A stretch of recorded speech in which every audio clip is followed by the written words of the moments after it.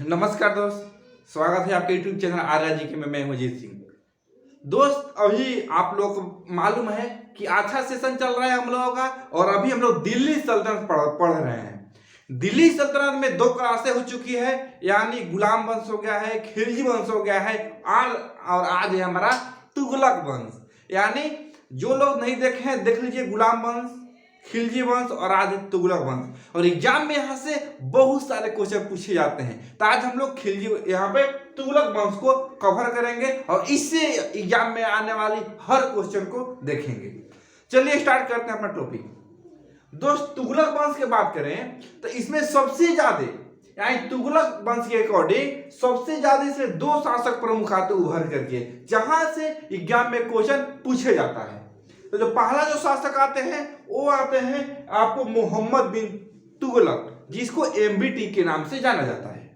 और दूसरा जो शासक उभर कर आते हैं वो आते हैं फिरोज शाह तुगलक, जिसको एफएसटी के नाम से जाना जाते हैं। तो दोनों महत्वपूर्ण शासक हैं, दोनों को हम लोग पढ़ेंगे।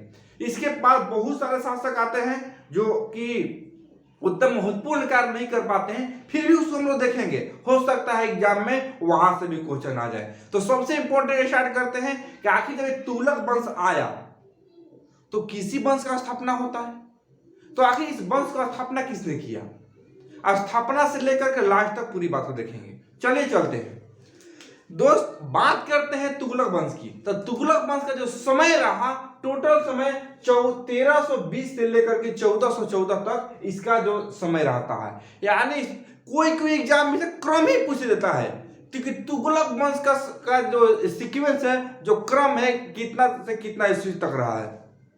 तो तुगलक वंश का क्रम 1320 से लेकर के 1414 ईस्वी तक रहता है तुगलक वंश।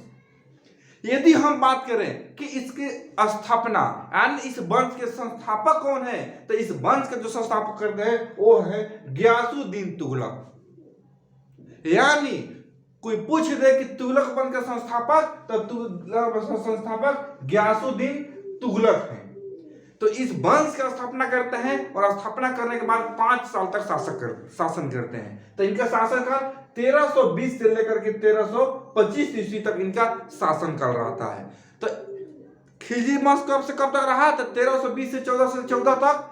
स्थापना किसने किया, गियासुद्दीन तुगलक। तो गियासुद्दीन तुगलक जो 1320 से लेकर 1325 ईस्वी तक थे। क्लियर है। अब देखिए, जो गियासुद्दीन तुगलक थे ना, एक उपाधि धारण किए थे। क्या चीज का उपाधि, तो मलिक ए गाजी, इसने मलिक ए गाजी का उपाधि धारण किया था। कौन, गियासुद्दीन तुगलक। क्वेश्चन कैसे पूछेगा कि मलिक ए गाजी का उपाधि किसने धारण किया, तो क्या बताइएगा, गियासुद्दीन तुगलक। एक और रोचक बात है इसने गियासुद्दीन जो तुगलक थे वो सिंचाई के लिए अपने जो भी क्षेत्र था, राज्य क्षेत्र में सिंचाई के लिए पहला ऐसा शासक थे जिसे नहरों का भी निर्माण करवाया है। तो देखिए, यह पहला ऐसा शासक है जिसने सिंचाई के लिए नहरों का निर्माण करवाया। गजब। यानी अभी तक ये पहला ऐसा शासक थे जिसने सिंचाई के लिए नहरों का निर्माण करवाया। ठीक है। देखिए, यहां से 2 क्वेश्चन पूछता है। यदि पूछेगा कि सबसे पहले सिंचाई के लिए सबसे पहले नहरों का निर्माण किसने करवाया, तो गियासुद्दीन तुगलक। लेकिन सिर्फ ये पहला शासक तो थे जो नहर का निर्माण करवाए थे सिंचाई के लिए, लेकिन सबसे ज्यादा नहरों का जाल बिछा दिया, सबसे ज्यादा मात्रा में नहर का निर्माण सिंचाई के लिए वो थे फिरोज शाह तुगलक, जो आगे बताएंगे इसी में। यानी कि सिंचाई के लिए नहर का निर्माण तो करने लगा, स्टार्टिंग किया है गियासुद्दीन तुगलक, लेकिन सबसे ज्यादा उसका विस्तार किया है फिरोज शाह तुगलक ने। क्यों भाई, ये 5 ही साल तो शासक रहे हैं, 5 साल में कोई कितना कर सकता है। नहर थोड़ी ना ये आम मतलब नॉर्मल बात है कि 2-4 दिन में हो जाएगा। तो इसने 5 साल में ही तो कोई काम करेगा। तो इसने नहर का सिंचाई के काम स्टार्ट कर दिया था, पहला शासक थे, लेकिन ज्यादा मात्रा में नहर का जाल बिछा दिया, ज्यादा विस्तार किया, वो थे फिरोज शाह तुगलक। क्लियर है। अब देखिए, इसने एक काम अच्छा किया, जहां से क्वेश्चन पूछता है। इसने जो गियासुद्दीन तुगलक थे, इसने तुगलकाबाद शहर का स्थापना किया। तो बहुत सारे एग्जाम में क्वेश्चन पूछता है कि तुगलकाबाद शहर का स्थापना किसने किया, तो ये किए थे गियासुद्दीन तुगलक द्वारा तुगलकाबाद शहर का स्थापना किया गया है। क्लियर है आप लोगों को? अब देखिए, इससे ज्यादा क्वेश्चन नहीं पूछता है, पीटी के लिए इतना काफी है। गियासुद्दीन तुगलक से, गियासुद्दीन तुगलक इस वक्त स्थापक रहते हैं, 1320 से 25 तक रहते हैं। ये जो उपाधि मलिक के गाजी का उपाधि करते हैं। ये पहला ऐसा शासक थे जिसने सिंचाई के लिए नहरों का निर्माण करवाया और इसने तुगलकाबाद शहर का स्थापना भी किए थे। इसके बाद जो अगला जो शासक आते हैं उभर करके, वो आते हैं मोहम्मद बिन तुगलक। मोहम्मद बिन तुगलक को एमबीटी के नाम से जाना जाता है। देखिए, एम से मोहम्मद, बी से बिन, टी से तुगलक, तो इसे कोई एमबीटी भी बोल सकते हैं। MBT short name MBT. और एमबीटी बोलेंगे तो समझिएगा मोहम्मद बिन तुगलक बोल रहे हैं, क्योंकि इतना लंबा तो शॉर्टकट में वो एमबीटी बोलते हैं। क्लियर? तो हम लोग अब एमबीटी के बारे में जानेंगे। तो सबसे पहले हम लोग ये देखते हैं कि मोहम्मद बिन जो तुगलक थे, एक शासन कितना दिन किए थे, कब से कब। सबसे पहले ये बात आता है, ठीक है। इनके जो शासन का क्रम रहता है, तो ये गियासुद्दीन तुगलक के बाद ये आते हैं और अपना शासक 1325 से लेकर के 1352, यानी लगभग 27 साल इसने शासक किया। कौन? मोहम्मद बिन तुगलक यानी एमबीटी ने। तो एमबीटी के शासनकाल 27 साल। कैसे? 1325 से लेकर के 1352 52 ईस्वी तक शासन करता है। गजब का ये काम करता है भाई एमबीटी। देखिए, सबसे पहले बहुत सारे एग्जाम पूछता है ये कि एमबीटी जो है, मोहम्मद बिन तुगलक का वास्तविक नाम क्या है। दोस्त, इसका वास्तविक नाम की बात करें तो मोहम्मद बिन तुगलक का वास्तविक नाम जुन्ना खां था। मोहम्मद बिन तुगलक का वास्तविक नाम जुन्ना खां था। तो जुन्ना खां तो था वास्तविक नाम, लेकिन जब गद्दी पर बैठता है ना, ये मोहम्मद बिन तुगलक एमबीटी के नाम से जान बैठता है और मोहम्मद बिन तुगलक के ही नाम से जाना जाता है। तो इसी भी इतना याद रखिएगा कि मोहम्मद बिन तुगलक का वास्तविक नाम जुन्ना खां था। जब गद्दी पर बैठा तो मोहम्मद बिन तुगलक के नाम से बैठा। तो क्लियर है, मोहम्मद बिन तुगलक का वास्तविक नाम जुन्ना खां था। क्या? जुन्ना खां। बहुत सारी जगह पूछा गया है कि जुन्ना खां, मोहम्मद बिन तुगलक का वास्तविक नाम क्या था, तो जुन्ना खां। क्लियर? अब देखिए, अभी तक के इतिहास में ये जो मोहम्मद बिन तुगलक है ना, इसको मतलब समझ में नहीं आता इतना। ये बहुत अच्छा काम भी किया है और कुछ गलत भी काम किया है। अब सोचिए, बहुत अच्छा काम, बहुत गलत भी काम। इसके वजह से इतिहास में मोहम्मद बिन तुगलक को बुद्धिमान एवं मूर्ख शासक के नाम से जाना जाता है। दोनों देखिए, मोहम्मद बिन तुगलक को बुद्धिमान शासक कहा जाता है और साथ में मूर्ख भी शासक कहा जाता है। तो क्वेश्चन पूछता है कि इतिहास में कौन ऐसा शासक है जिसे बुद्धिमान तथा मूर्ख शासक के नाम से जाना जाता है? वो है मोहम्मद बिन तुगलक। देखिए, इतिहास में इसे बुद्धिमान तथा मूर्ख शासक के रूप में जाना जाता है ना। इतिहास में इसे बुद्धिमान तथा मूर्ख शासक के रूप में जाना जाता है। किसको? मोहम्मद बिन तुगलक को। एक देखिए, जब मोहम्मद बिन तुगलक जब शासक कर रहे थे, तो इसके टाइम बहुत एक इंपॉर्टेंट एक व्यक्ति थे जिसका नाम था इब्न बतूता। क्या? Ibn Battuta.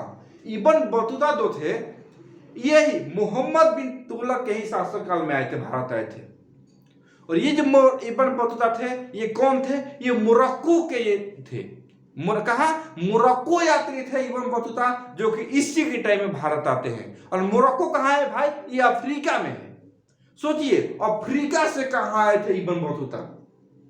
अरे अफ्रीका की एक जगह है मोरक्को। तो मोरक्को को एक आपको जानकारी के लिए लिखिए, एग्जाम में तो मोरक्को ही पूछता है कि इब्न बतूता कहाँ क्या जाता था, मोरक्को का था। विस्तृत जानकारी मोरक्को कहाँ है, तो अफ्रीका क्षेत्र में पड़ता है। क्लियर? तो मोरक्को यात्री है इब्न बतूता ने इसी के समय में भारत आए थे। देखिए, मोरक्को यात्री इब्न बतूता इसी के समय में भारत आया। इब्न बतूता थे जो कि इसी के समय में भारत आए थे, और इनकी जो बुद्धवानी, चालाकी और हर चीज को देख करके मोहम्मद बिन तुगलक प्रसन्न थे।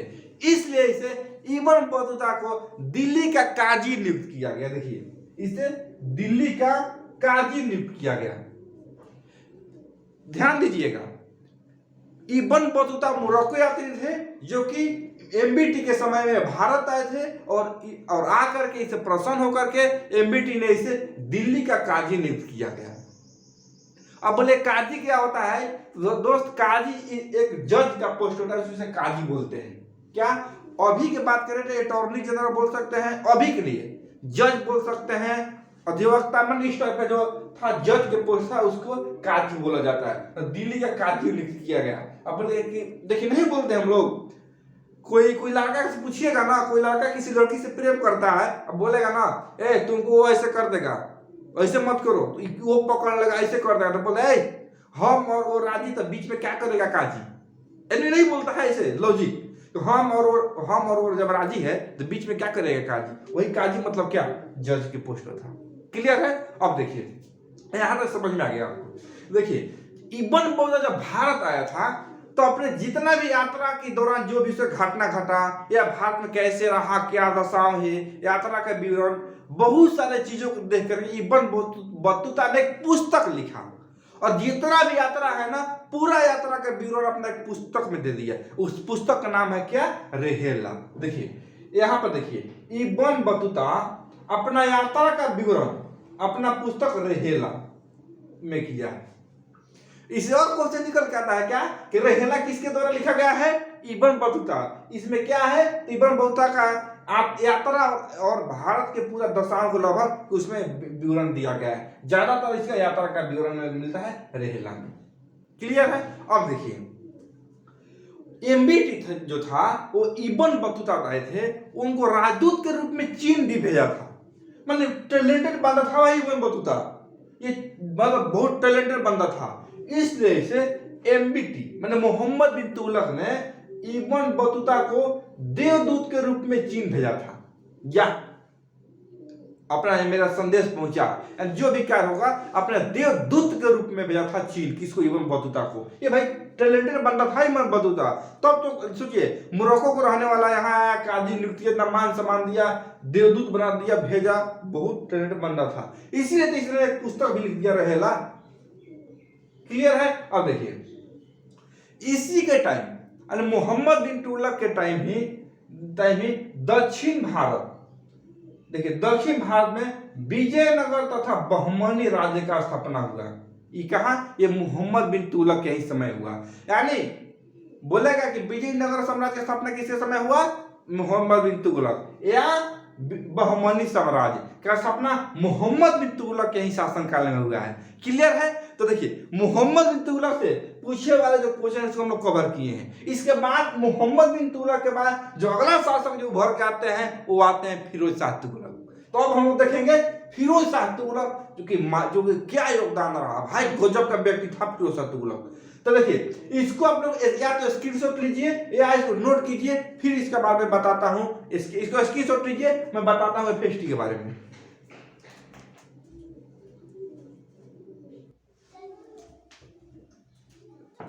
चलिए दोस्त, इसके बाद हम लोग बात करते हैं अब फिरोज शाह तुगलक की। अगला शासक कौन आते हैं? फिरोज शाह तुगलक। तो इनके बारे में हम लोग बात करते हैं। तो फिरोज शाह तुगलक, इनको शॉर्ट कोट में इससे मोहम्मद बिन तुगलक एमबीटी करते हैं बोला जाता था, इनको शॉर्ट कोट में एफएसटी बोलते हैं। क्या? एफएसटी माने फिरोज शाह तुगलक। फिरोज शाह तुगलक के नाम से जाना जाता है। फिरोज शाह तुगलक को एफएसटी के नाम से जाना जाता है। यदि फिरोज शाह तुगलक का शासन काल की हम बात करें तो इनका शासन काल 1351 से लेकर के 1388 ईस्वी तक था। सोचिए 1391 से लेकर के 1388 ईस्वी तक इनका शासन काल था। क्लियर है? अब देखिए इसने बहुत सारे काम किए हैं, बहुत सारा काम किया इसने। नहरों का तो जाल बिछा दिए थे, वो तो मैं आपको पहले बताया था। देखिए सबसे पहले इनका राज्याभिषेक की हम लोग बात करें कि ये फिरोज शाह तुगलक का राज्याभिषेक कब हुआ, तो देखिए इनका राज्याभिषेक 2 बार हुआ। पहला राज्याभिषेक बात करें तो पहला राज्याभिषेक इनका हुआ था ठट्टा में। बाद में जो दूसरी बार राज्याभिषेक हुआ वो हुआ दिल्ली में। तो राज्याभिषेक की बात करें तो इनका राज्याभिषेक कब हुआ? तो पहला हुआ सबसे पहले 1351 ईस्वी में इनका राज्याभिषेक हुआ। यानी एफएसटी का राज्याभिषेक 1351 ईस्वी में। पहला हुआ ठट्टा में, दूसरा फिर इनको दिल्ली में राज्याभिषेक हुआ क्योंकि दिल्ली से ही तो शासन चलती थी। तो में नहीं का दिल्ली में राज्याभिषेक हुआ, 2 बार मतलब कि एफएसटी का 2 बार राज्याभिषेक हुआ, एक थाटा में, दूसरा बार दिल्ली में फाइनली राज्याभिषेक करके गद्दी पर बैठाया गया। देखिए एफएसटी की हम लोग बात करें, सबसे पहले ये जानेंगे कि एफएसटी कौन थे भाई, एफएसटी थे कौन। तो एफएसटी जो थे माने फिरोज शाह तुगलक, फिरोज शाह तुगलक ने एमबीटी यानी मोहम्मद बिन तुगलक का चचेरा भाई थे, चाचा का लड़का थे। देखिए यह एमबीटी का चचेरा भाई था, कौन, फिरोज शाह तुगलक ने। तो फिरोज शाह तुगलक कौन थे, मोहम्मद बिन तुगलक का चचेरा भाई थे। भाई गजब का इसने काम किया फिरोज शाह तुगलक ने, आप सोच करके दंग रह जाइएगा क्या काम किया। तो देखिए बहुत इंपॉर्टेंट क्वेश्चन पूछता है ये कि देखिए सबसे पहले इसने इस्लाम धर्म को स्थापित किया। देखिए इसने इस्लामिक राज्य का स्थापना किया, सबसे पहला इसने ये काम किया। सबसे पहला काम किया फिरोज शाह तुगलक ने कि इस्लामिक राज्य को स्थापित किया, क्योंकि वो उसी को लोग मानते थे। तो सबसे पहले क्या इस्लामिक राज्य को स्थापित किसने किया, फिरोज शाह तुगलक ने। तुगलक वंश में हम बात करें तो इसके बाद भाई फिरोज शाह तुगलक ने क्या किया कि पहला ऐसा शासक था जिसने ब्राह्मणों पर जजिया कर लगाया। देखिए इसने सबसे पहले ब्राह्मणों पर जजिया कर लगाया। और बोलिएगा कि जजिया करके हम दोस्त बात करें तो ऑलरेडी पीछे हम लोग क्लास तक पढ़ चुके हैं। अरबों का आक्रमण जब पढ़ रहे थे तो उसमें हम लोग पढ़े थे कि सबसे पहले जजिया कर किसने लगाया। तो सबसे पहले जजिया करके बात करें तो वो लगाया था मोहम्मद बिन कासिम। सबसे पहले जजिया कर मोहम्मद बिन कासिम ने लगाया था सबसे पहले। लेकिन मोहम्मद बिन कासिम ने ब्राह्मणों पर जजिया कर नहीं लगाया था, इनको छोड़ दिया था कि नहीं ब्राह्मण से जजिया कर नहीं लेंगे। जो कि 5 व्यक्ति को छोड़ा था मोहम्मद बिन कासिम, जो कि मैं ऑलरेडी आपको क्लास में बता चुका हूं। ब्राह्मणों को छोड़ दिया था, बच्चा को छोड़ दिया था, बूढ़ा को छोड़ दिया था, विकलांग को छोड़ दिया था, महिलाओं को छोड़ दिया था। ये 5 तरह का आदमी को छोड़ दिया था। यानी मोहम्मद बिन कासिम का कहना यह था कि जो व्यक्ति कमाएगा नहीं तो उसको कहां से कर देगा। बच्चा कमाएगा नहीं, बूढ़ा कमाएगा नहीं, विकलांग कमाएगा नहीं, महिला भी वही होती है, ब्राह्मण भी उतना, वो लोग अपना देवता मतलब अलग टाइप से मानते थे ब्राह्मणों को, तो इन लोगों को छोड़ दिया था कि उससे टैक्स नहीं लेंगे। लेकिन जब फिरोज शाह तुगलक आया तो बड़ा नहीं, ये ब्राह्मण लोग है ना बहुत ज्यादा तेज बन रहा है और बहुत अपने आप को बुद्धिमानी दिखा रहा है। सबसे पहले ब्राह्मण पर टैक्स लगाओ ब्राह्मण पर, और सबसे पहले ब्राह्मणों पर टैक्स लगा दिया कौन, फिरोज शाह तुगलक ने। ये VVI है, बहुत इंपॉर्टेंट VVI दोस्त, इसको कभी मत भूलना आप लोग। क्वेश्चन पूछेगा कि सबसे पहले ब्राह्मणों पर जजिया कर किसने लगाया, तो ये था मोहम्मद बिन फिरोज शाह तुगलक। सबसे पहले ब्राह्मणों पर जजिया कर किसने लगाया, फिरोज शाह तुगलक। अब बोला ब्राह्मण नहीं पूछेगा, सिर्फ पूछेगा कि सबसे पहले जजिया कर किसने लगाया, तो मोहम्मद बिन कासिम। और सबसे पहले ब्राह्मण जोड़ दिया ना कि सबसे पहले ब्राह्मणों पर जजिया कर किसने लगाया, ये हो गया फिरोज शाह तुगलक।